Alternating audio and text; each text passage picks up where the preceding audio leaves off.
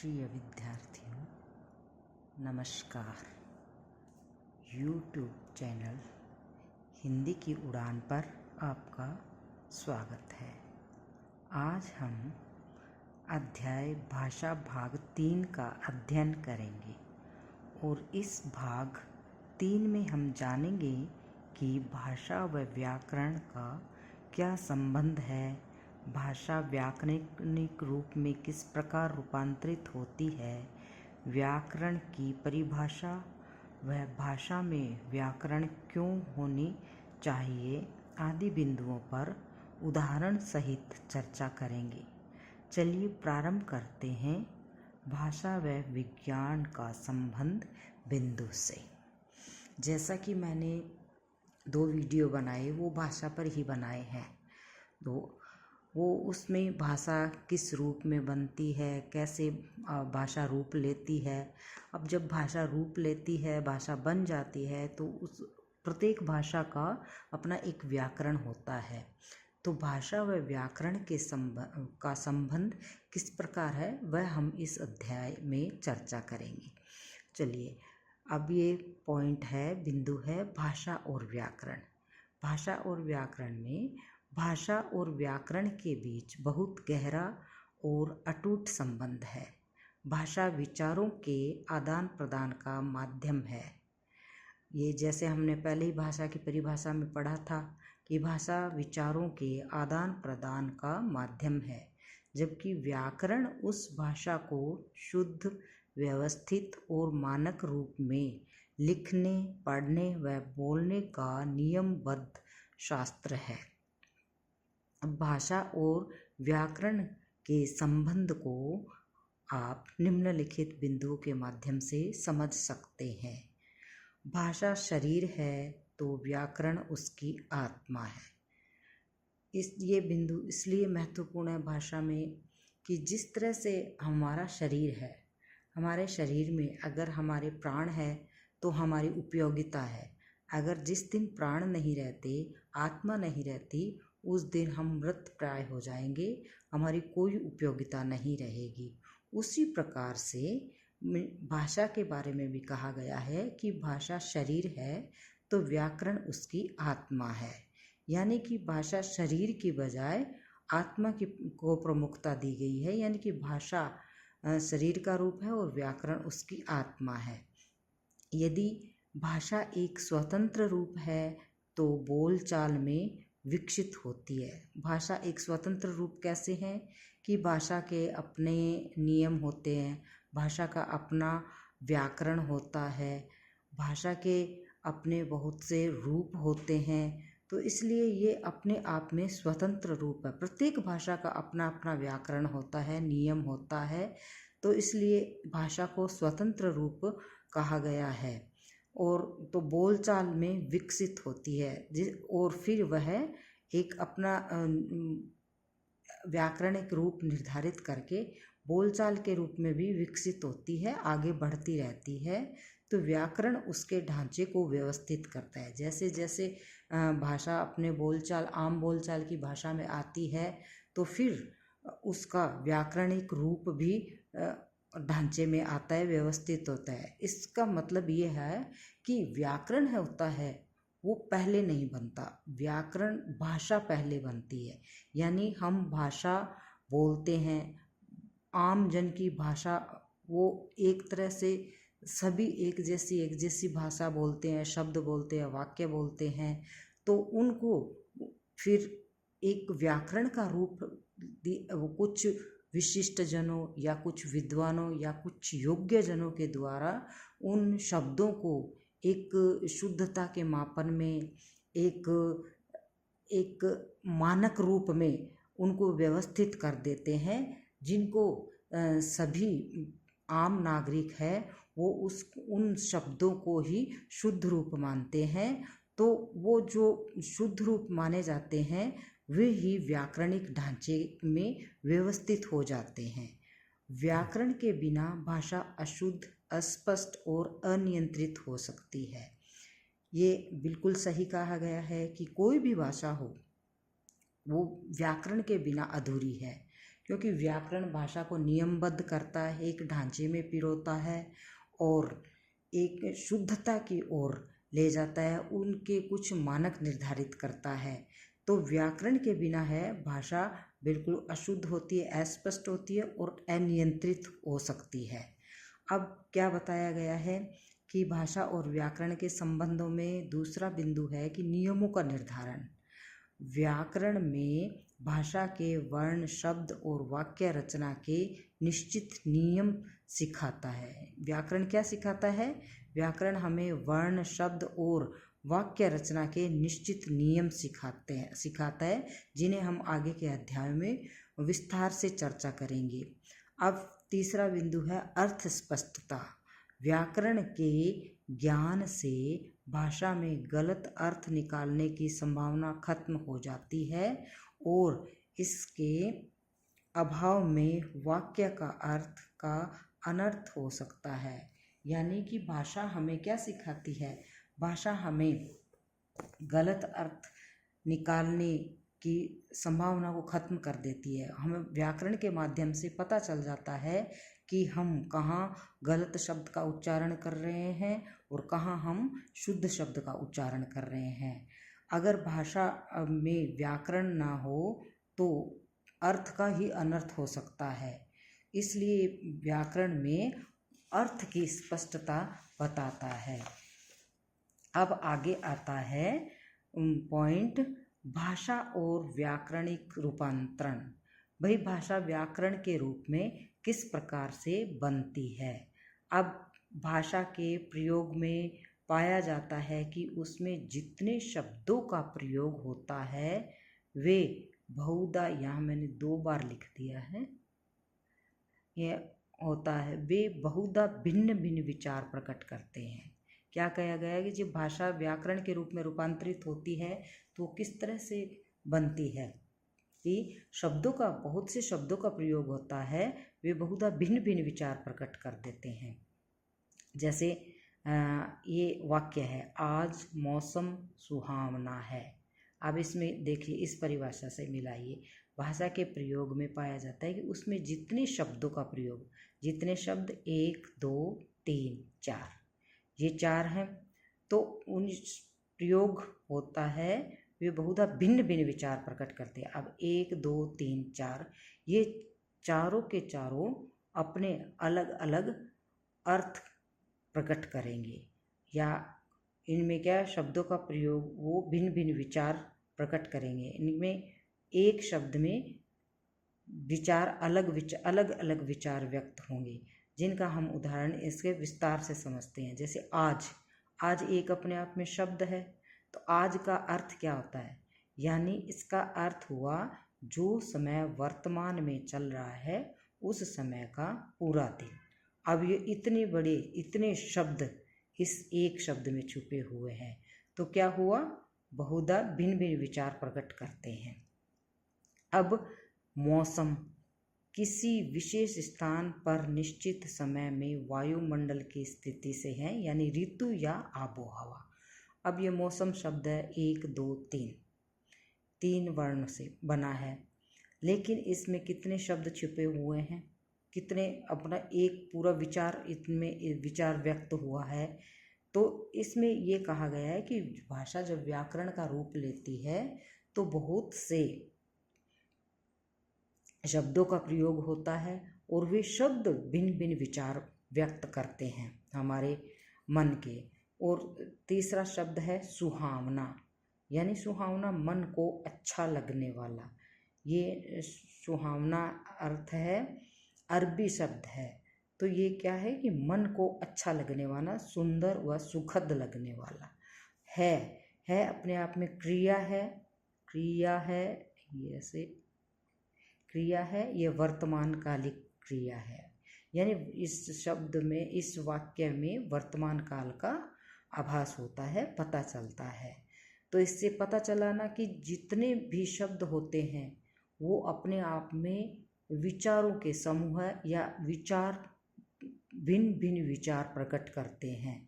तो इस उदाहरण से हमें यह समझ में आता है कि जब भाषा है वो शब्दों से बनती है और वो शब्द वाक्य के रूप में बनते हैं और वो वाक्य है, बहुत से वाक्य मिलकर भाषा बनती है। अब आगे आता है पॉइंट कि एक ही विचार को प्रकट करने के लिए शब्दों के कई रूपांतर होते हैं। अब विचार तो एक ही हमारे पास, राम पास हो गया। अब ये विचार आया हमारे, एक विचार, और के विचार करने के लिए शब्दों के कई रूपांतर हो गए। अब ये शब्द हैं 1 2 3 4। अब इन शब्दों के रूपांतर कई हो जाएंगे। अब जिनको हम उदाहरण के माध्यम से समझ रहे हैं कि क्या राम पास हो गया, ये प्रश्नवाचक शब्द में आ गया। तो ये शब्द एक ही है, पर थोड़ा सा रूपांतर होते ही, थोड़ा सा शब्द का रूपांतर होते ही हमारे विचार में दूसरा रूप आ गया। यहाँ तो कहा गया था राम पास हो गया, साधारण वाक्य है, सिंपल एकदम से, और यहाँ आ गया क्या राम पास हो गया। ये अपने आप में एक प्रश्न हो गया। हम प्रश्न कर रहे हैं कि क्या राम पास हो गया। अब इसी वाक्य को हम दूसरे रूप में बताए, अरे राम पास हो गया। इसमें क्या आ रहा है, विस्मयादिबोधक। हम अचंभित होकर बात कर रहे हैं, जबकि विचार तो यही था हमारा, राम पास हो गया। इसका रूपांतर हो गया राम को पास होना ही था। अब ये भी यही वाक्य है, पर थोड़ा सा अंतर आ गया शब्द का, तो इसमें क्या आ गया, इच्छावाचक। तो इस तरह से ये बताया गया है कि विचार तो एक ही होता है हमारा, लेकिन हम उसको प्रकट किस तरह से करते हैं। प्रकट करने के लिए शब्दों के कई रूपांतर हो जाते हैं। तो जो हम जिस प्रकार से हम हमारे विचार प्रकट करते हैं वो भाषा में महत्वपूर्ण होते हैं, वो भाषा में महत्व रखते हैं। तो इस तरह से इसमें आता है कि भाषा के विचार को, जो भाषाओं में हम विचार प्रकट करते हैं उनके रूपांतर भी विभिन्न प्रकार के होते हैं, उन शब्दों के रूपांतर भी कई प्रकार से होते हैं। अब आते हैं हम नेक्स्ट बिंदु पे कि कई शब्द दूसरे शब्दों के साथ मिलकर बनते हैं और उनमें एक नया ही अर्थ पाया जाता है। अब ये भाषा क्या है कि ये व्याकरण, ये बिंदु कौन सा चल रहा है कि भाषा व्याकरण के रूप में कैसे बनती जाती है। तो पहले तो हमने बिंदु पढ़ा था कि भाषा है वो बहुत से हमारे विचार हैं, वो उन शब्दों, जिन भाषा में जितने हमारे शब्द होते हैं उन शब्दों का प्रयोग हम करते हैं तो हमारे भिन्न भिन्न विचार प्रकट होते हैं। अब दूसरा आता है कि भाषा में शब्द के कई रूपांतर होते हैं, वो जो शब्द है वो कई रूपों में रूपांतरित हो जाते हैं। अब तीसरा बिंदु आया कि कई शब्द दूसरे शब्दों के साथ मिलकर बनते हैं और उनमें एक नया ही अर्थ पाया जाता है। अब जैसे एक या एक से अधिक शब्द मिलकर, वो होते तो दोनों अलग अलग है पर आपस में मिल जाते हैं तो एक नया ही रूप बन जाता है। तो ये भी एक व्याकरणिक रूप ही हुआ भाषा का।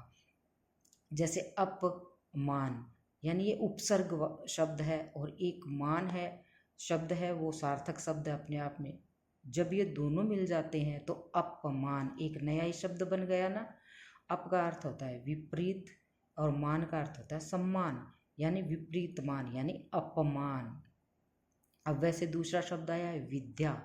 विद्या और आल्य, ये दो शब्द अलग अलग हुए, जैसा कि ऊपर परिभाषा में इसमें बिंदु में बताया गया है कि दो एक दूसरे से मिलकर शब्द बनते हैं, उनमें एक नया ही अर्थ पाया जाता है। तो जब ये विद्या शब्द है और ये आल्य शब्द है, तो विद्या का अर्थ क्या होता है हम सभी जानते हैं, ज्ञान, और आल्य का अर्थ होता है निवास।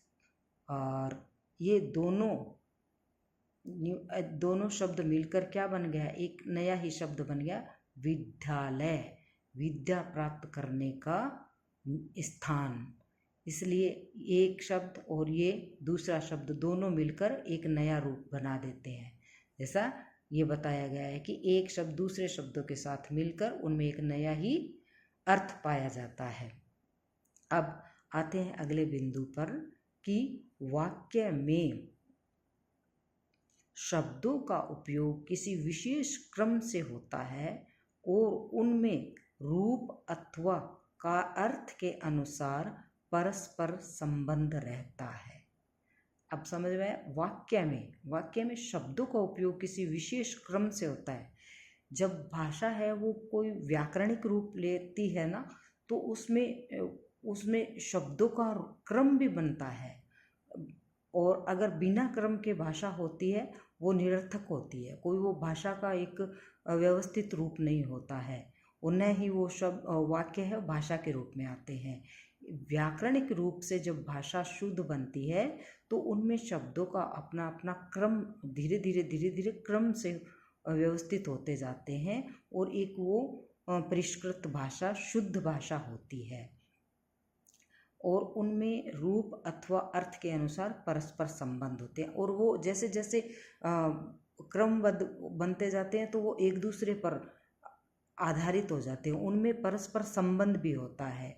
जैसे हमें हिंदी भाषा के बारे में बता रहे हैं, ये तो पूरा था कि जब हिंदी भाषा का नया होकर कोई भी भाषा जब व्याकरणिक रूप लेती है तो उसमें ये सब बातें होती है जो जिन पर हमने चर्चा की। अब इसमें उदाहरण दिया है हिंदी भाषा का। जैसे हिंदी भाषा में जब भाषा है, वाक्य है, वो व्याकरणिक रूप प्राप्त करता है, तो जैसे उसमें आता है कर्ता, कर्म और क्रिया। पहले कर्ता, फिर कर्म और फिर क्रिया। जैसे राम पुस्तक पढ़ता है, राम क्या हुआ? कर्ता। कर्ता क्या कर रहा है? पुस्तक पढ़ रहा है, यानी कर्म कर रहा है। क्या कर्म कर रहा है? पुस्तक पढ़ रहा है। पढ़ता क्या है? क्रिया है, और है सहायक क्रिया।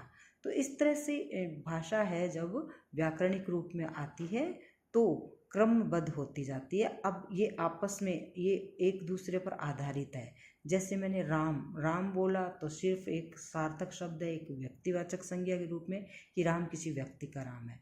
जब राम पुस्तक, तो राम पुस्तक, ये अधूरा वाक्य, अधूरा सा प्रतीत हो रहा है। हमारे मन में ऐसे हो रहा है कि राम पुस्तक, आगे तो कुछ है, ये नहीं तो ये वाक्य पूरा नहीं है, इसलिए हमारे मन में अपेक्षा हो रही है कि आगे कुछ ना कुछ तो है।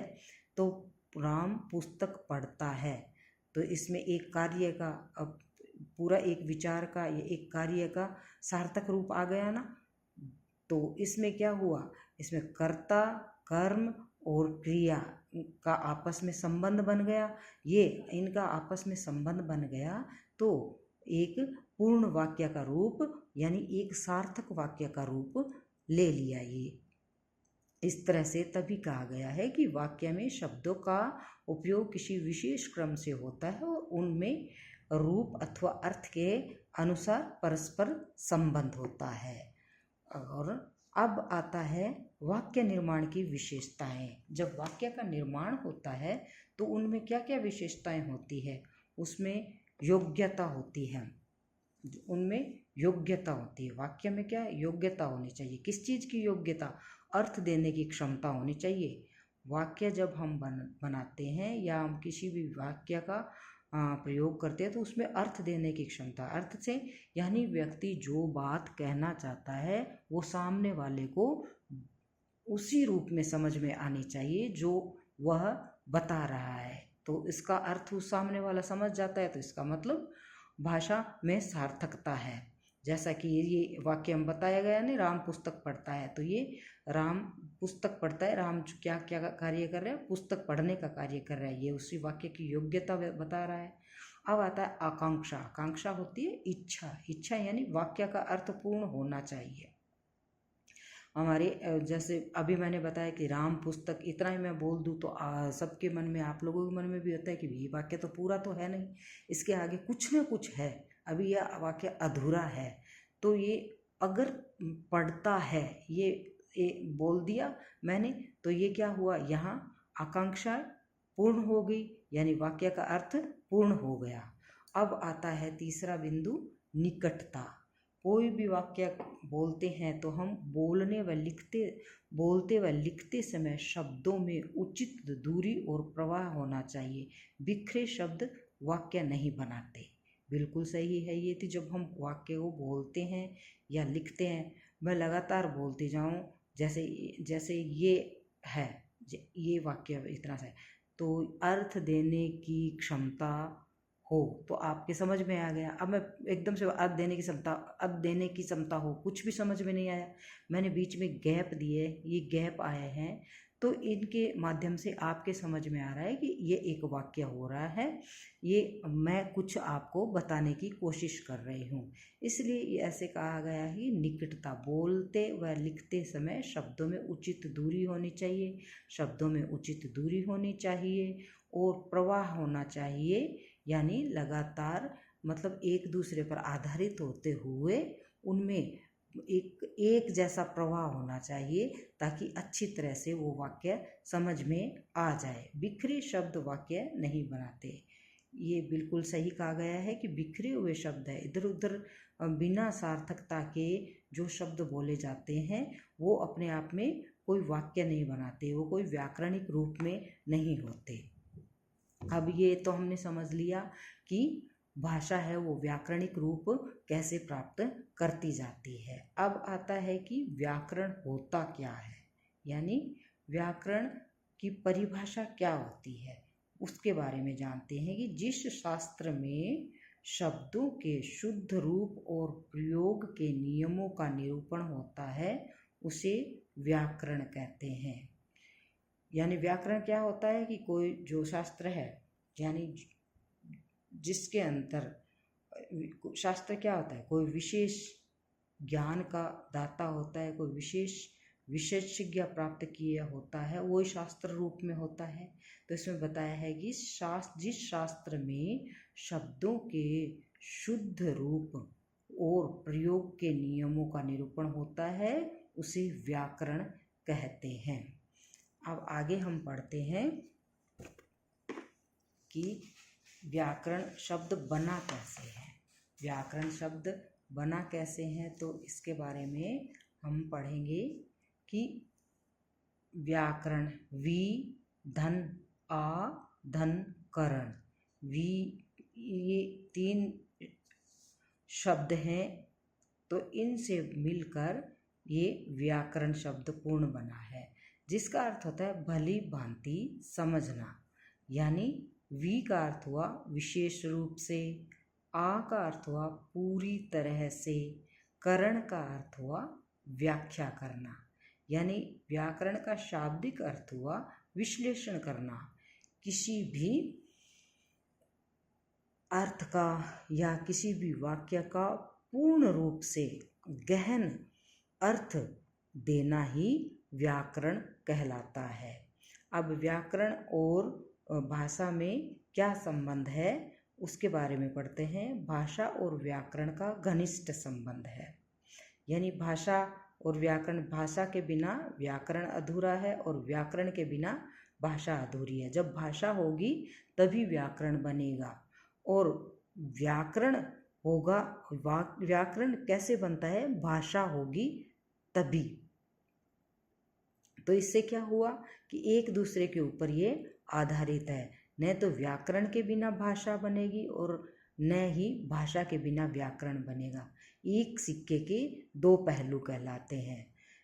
व्याकरण हमें शुद्ध लिखित व मौखिक रूप का ज्ञान कराता है, यह भाषा का विश्लेषण कराता है, यानी जैसा बताया गया है कि ये भाषा को पूर्ण एकदम गहनता से हमें परिचित करा देता है, कैसे बोलना है, कैसे लिखना है, किस नियम से लिखना है आदि, इनका ये किस तरह से मानक शब्दों के बारे में बताना, ये सब सारा का सारा विश्लेषण ये हमें व्याकरण के माध्यम से प्राप्त होता है। भाषा के प्रयोग के नियम निर्धारित करता है। व्याकरण भाषा के शुद्ध मानक नियम निर्धारित करता है। अब व्याकरण के अध्ययन के 4 प्रमुख विभाग है। जब भाषा व्याकरणिक रूप में आती है तो उसके क्या है, 4 प्रमुख विभाग होते हैं, जिनमें से प्रथम है वर्ण विचार, द्वितीय है शब्द विचार, और तृतीय है पद विचार, और चतुर्थ है वाक्य विचार, जिनका हम आगे के अध्यायों में पूर्ण रूप से गहराई से अध्ययन करेंगे। अगर आपको यह वीडियो पसंद आया है तो शेयर करें, लाइक करें, कमेंट करें और सब्सक्राइब करें। धन्यवाद।